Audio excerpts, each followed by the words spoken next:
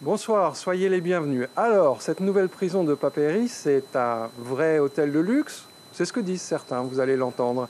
Et la réalité est très différente. Vous allez l'entendre aussi avec notre invité.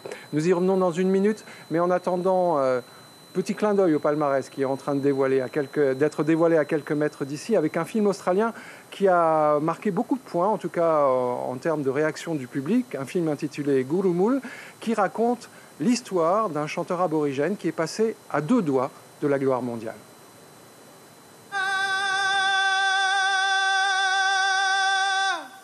Marayako Jeffrey Gurrumul Yunupingo Maunduanga Pujara Galen Opwe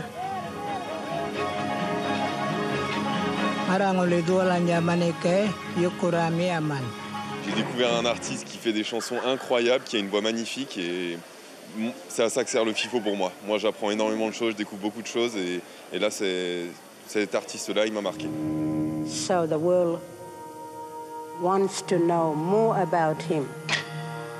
Closing their eyes and open their hearts, they'll see him clear. Nous l'avons suivi pendant 2 ans et demi, pas tous les jours, mais très fréquemment. Sa maison de disques nous a fourni des archives sur 6 ans. En tout, j'ai visionné 250 heures d'images. Et j'ai tout regardé.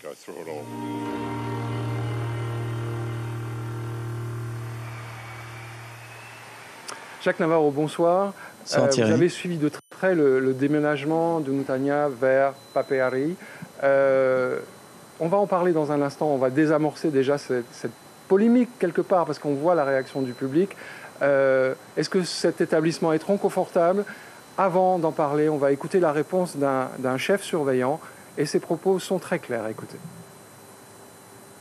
J'ai dans mon entourage beaucoup de personnes qui me disent mais c'est du luxe pour des personnes qui ont commis ce qu'ils ont commis. Je comprends le raisonnement. Néanmoins, je leur dirai 20 ans où c'est quelqu'un qui t'ouvre ta porte, où c'est quelqu'un qui te dit à quelle heure tu peux aller te doucher, où c'est quelqu'un qui te dit tu vas là, tu fais ci, tu fais comme ça. 20 ans comme ça, je ne pense pas que ce soit du luxe de vivre 20 années comme ça.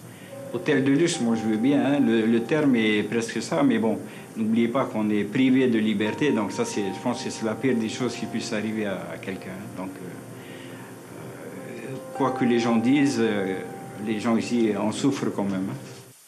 Alors, ce qui se passe à Papéry depuis quelques mois est à la pointe de ce qui existe en France, dans le système pénitentiaire français.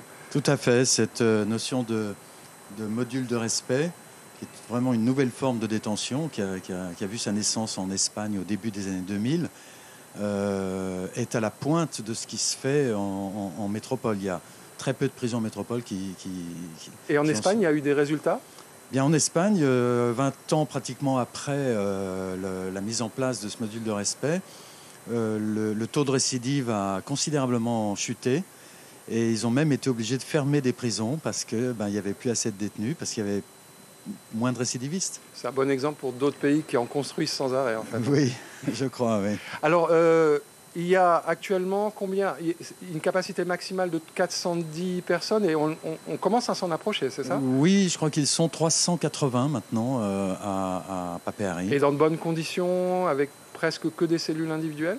Il y a 90% de cellules individuelles et les seules cellules doubles sont destinées à ceux qu'on ne peut pas laisser seuls pour diverses raisons, que ce soit physique ou mentale ou autre, qui ont besoin d'avoir un détenu accompagnant. Alors vous avez parlé de module de respect, c'est pas pour tous les détenus, mais les détenus qui sont concernés sont suivis très près et quand ils franchissent la ligne jaune, il y a, on va pas parler de conseil de discipline, mais une sorte de réunion qui dure parfois très longtemps. On va en découvrir un tout petit extrait, une de ces réunions et la réaction, les rapports entre les surveillants, entre guillemets, et le prisonnier. Ça a été remonté que tu hurles dans les escaliers pendant les mouvements. Des fois, hein. Pas tout le temps, chef. Ouais, mais une fois, c'est déjà trop. Et tu sais quelle est ma politique à moi ici, dans ce bâtiment? C'est le silence sur les mouvements, c'est le calme. Donc c'est pour ça qu'on se voit aujourd'hui, hein, ça fait trop là. J'essaie de me remettre sur la route. Eh ben, réussis surtout. Tu m'as déjà dit que tu allais essayer de rester dans le droit chemin. Aujourd'hui, on se voit, c'est que ça le fait pas.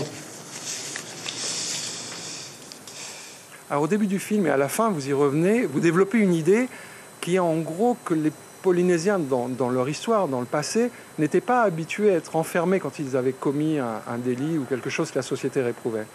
Voilà, j'ai travaillé sur ce thème avec Hiriata Miyo, la chef du service de la culture et du patrimoine, où je lui ai demandé de me parler de l'enfermement chez les anciens Polynésiens, les Polynésiens d'avant le contact.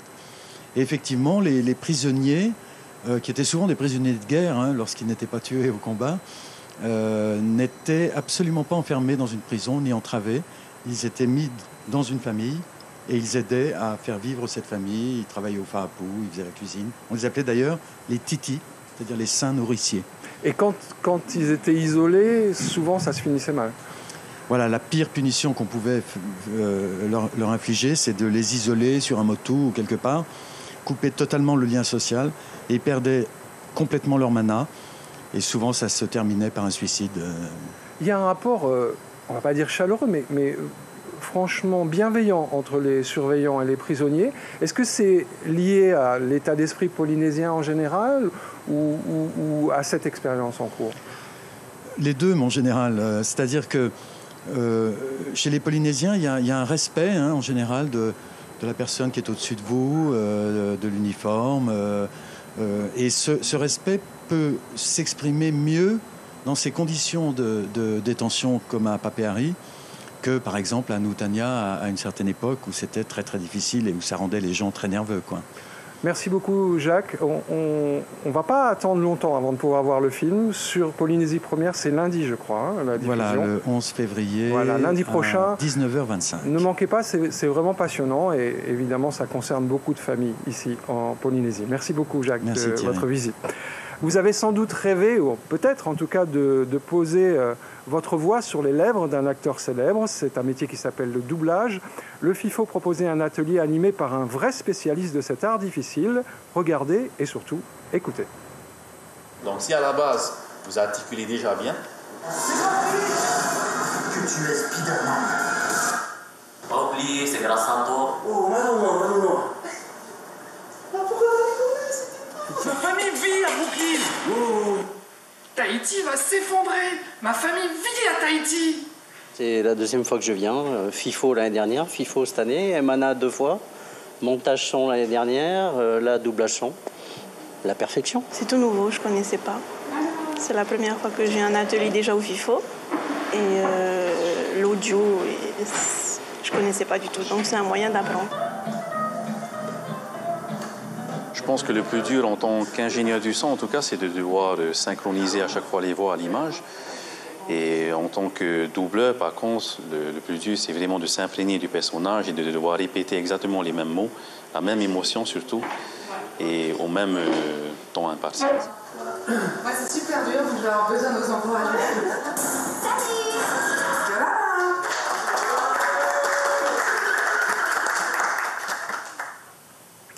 Au nom de toute l'équipe éditoriale et technique qui a travaillé ici pendant 3 soirs, je voudrais vous dire merci de nous avoir suivis pour ces pages spéciales du FIFO.